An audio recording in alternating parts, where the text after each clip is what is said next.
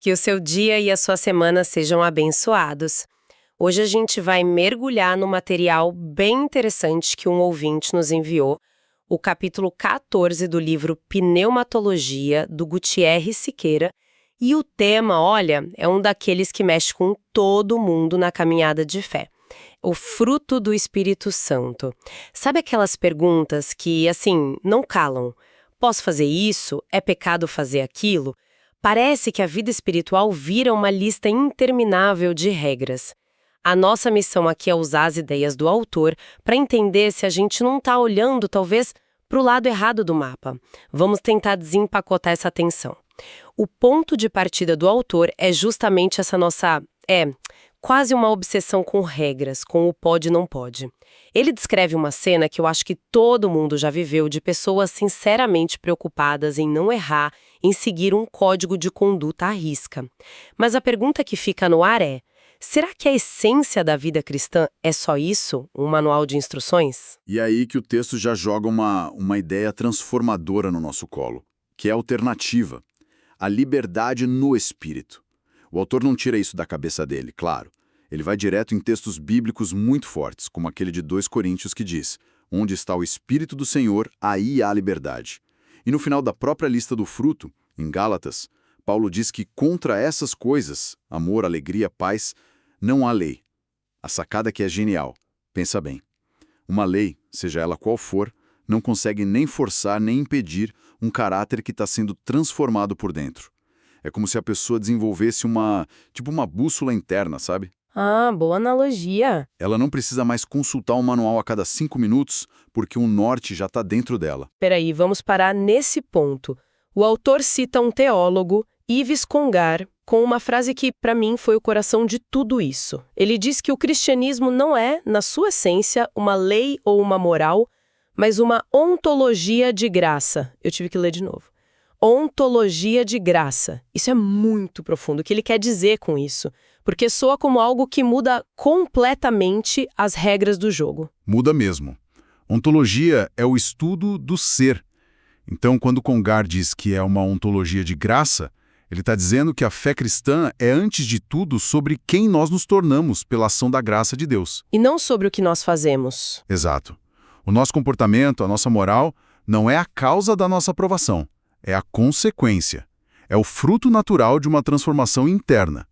O Espírito age, como diz o autor, por chamamento, por atração, e não por pressão como uma lei externa faz. Entendi. A lei te empurra de fora para dentro. Isso. O Espírito te transforma de dentro para fora. Uau! Isso coloca tudo em perspectiva. Porque se o ser vem antes do fazer, a motivação muda radicalmente. Não é mais sobre o medo de quebrar uma regra. Exatamente. E o autor argumenta que isso nos posiciona num lugar de equilíbrio, bem longe de 2 abismos onde muita gente cai.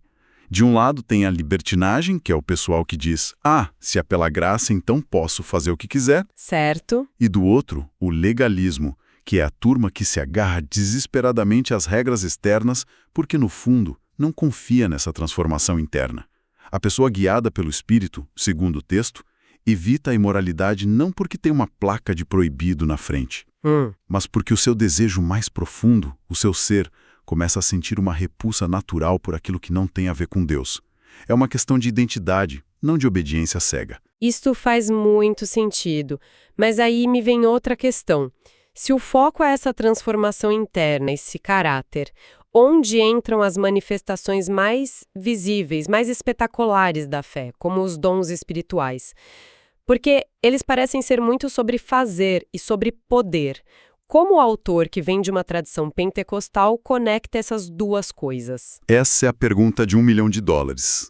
E a resposta que o livro dá é fantástica. Ele usa uma analogia muito forte, quase visual. Ele diz: os dons espirituais, sem o fruto do Espírito, são como fios descascados. Nossa, que imagem! Fios descascados. Isso é perfeito.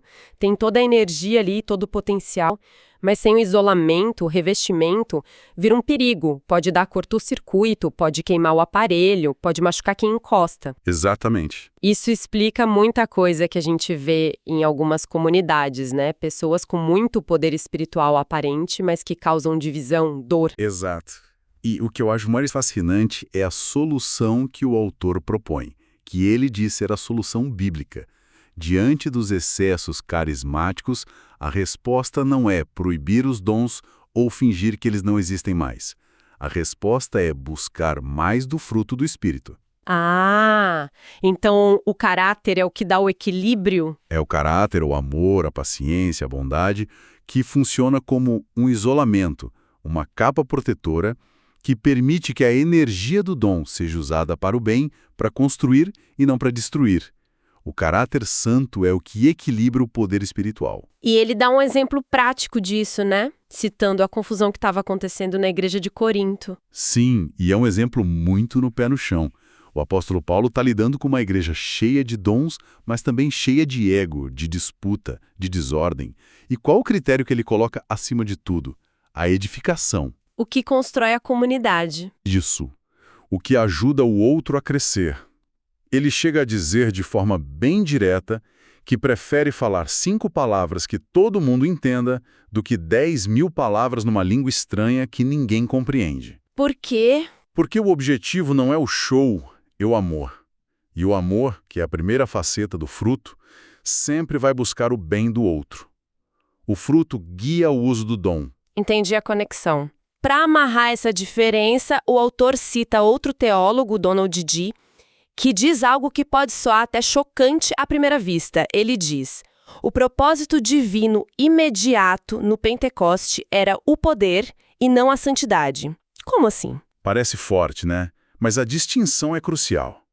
Na perspectiva do autor, os dons e o batismo no Espírito Santo estão ligados ao poder para a missão, para o serviço.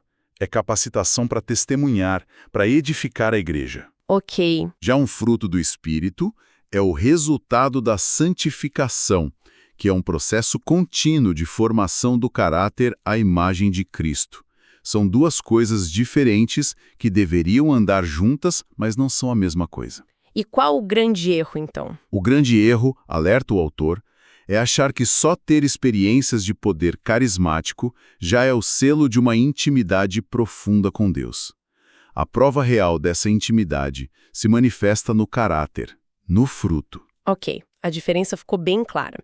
Então vamos focar nesse caráter, nesse fruto. O autor chama a atenção para um detalhe do texto original de Gálatas que parece pequeno, mas que abre toda uma discussão. A palavra está no singular, fruto, e não frutos. Por que isso importa tanto? É um desses detalhes que os teólogos adoram, mas que tem uma implicação prática enorme. O livro mostra que existem algumas interpretações.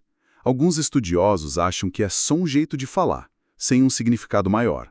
Mas outros, e parece que o autor se inclina para cá, vem uma intenção clara de Paulo. Usar o singular fruto sugere que a vida no Espírito é uma coisa só, integral. Não é um buffet de virtudes onde você pega um pouco de alegria, deixa a paciência de lado hoje e investe no domínio próprio amanhã. Ah, interessante. É mais como uma única árvore que dá um tipo de fruto, e esse fruto tem várias características. Ele é doce, tem uma certa cor, uma certa textura, mas é tudo uma coisa só? Exatamente essa a ideia. É um todo unificado, um caráter coeso. E essa unidade contrasta de forma brutal com o que Paulo descreve logo antes, as obras da carne. Que está no plural. Isso, obras está no plural. É uma imagem de caos, de fragmentação, de uma vida puxada para todos os lados. O fruto, no singular, representa integridade, unidade de propósito. E o autor também compara essa lista com as listas de virtudes dos filósofos gregos, como os estoicos. Qual a grande diferença? Ele aponta duas diferenças fundamentais. A primeira é a fonte. Para um estoico, a virtude vinha do conhecimento, da razão, de um esforço monumental da vontade humana. Para Paulo, a virtude não é uma conquista humana. Ela é produzida pela ajuda do Espírito Santo. Nós cooperamos, claro, mas a força motriz vem do Espírito. Certo. E a segunda? A segunda diferença é o sabor, digamos assim. A lista de Paulo começa com amor, alegria e paz, o que a conecta muito mais à tradição hebraica, ao Antigo Testamento, do que as listas gregas que geralmente focavam em coisas como coragem, temperança e justiça, o tempero é diferente. Vamos dar uma olhada nesse sabor. O amor, ágape, como a base de tudo. Faz sentido? O autor define como entrega, não como um sentimento passageiro. Mas e a paz? Eirene. Ele diz que é mais do que só ausência de briga, né? Muito mais. A palavra grega irene carrega o peso do conceito hebraico de shalom. Shalom. E shalom não é silêncio, é plenitude. É a sensação de que tudo está no seu devido lugar, de integridade, de bem-estar completo. É a resposta para a inquietude do coração. E essa paz interior, essa integridade, te dá a base para a virtude seguinte, a macrotumia, a longanimidade. Longanimidade. É uma palavra que a gente quase não usa mais. Pois é, mas a ideia é poderosa. Não é só a paciência de esperar na fila do banco. A palavra grega carrega uma ideia de resiliência, de suportar a pressão sem quebrar. Pensa num bambu que enverga forte na tempestade, mas não racha. Que ótima imagem. Esse longo-ânimo, essa resistência firme diante da adversidade, é uma virtude muito ativa, não passiva. Fantástico. Mas a virtude que mais me pegou de surpresa na análise do autor foi a última. Domínio próprio, encrateia. Porque a gente pensa nisso como a maior de todas as batalhas individuais. É você contra a barra de chocolate, você contra a preguiça. Mas o autor vira essa ideia de ponta cabeça. Ele diz que a força para o autodomínio vem da comunidade. Como assim? Isso é totalmente contraintuitivo para a nossa cultura individualista, não é? A gente é treinado a pensar em força de vontade como um músculo que você exercita sozinho na academia da vida. Exato. Mas o autor, citando outro estudioso, argumenta que a força para esse autocontrole só vem na comunidade, e especificamente na comunidade em que o espírito está frutificando. A ideia é que a prestação de contas, o encorajamento, o exemplo e o suporte dos irmãos na fé criam um ambiente, um ecossistema onde o domínio próprio pode florescer. Então, tentar fazer isso sozinho. É como tentar cultivar uma orquídea no deserto. É quase impossível. Que virada de chave. Então, se a gente for resumir a jornada que o autor nos propôs, começamos com a frustração das regras e terminamos com a necessidade vital da comunidade. A análise do livro nos mostra que a vida cristã não é sobre seguir um código, mas sobre uma transformação profunda e unificada do caráter, o fruto. Esse fruto é cultivado pelo Espírito, e é ele quem guia nossas ações e o uso de qualquer dom que tenhamos. O ser realmente determina o fazer, e isso nos deixa com uma provocação final, que nasce diretamente dessa última descoberta. O texto sugere que até a virtude mais aparentemente individual, o domínio próprio, depende radicalmente do coletivo. Isso nos força a perguntar: o que essa ideia revela sobre a nossa busca muitas vezes solitária e individualista pela virtude? Será que estamos subestimando o papel que nossos relacionamentos, nossa igreja, nosso pequeno grupo, têm como verdadeiro solo onde o fruto do Espírito pode de fato crescer? Fica aí a reflexão. Na próxima semana, continuaremos nossa análise do livro Pneumatologia. Que Deus abençoe a todos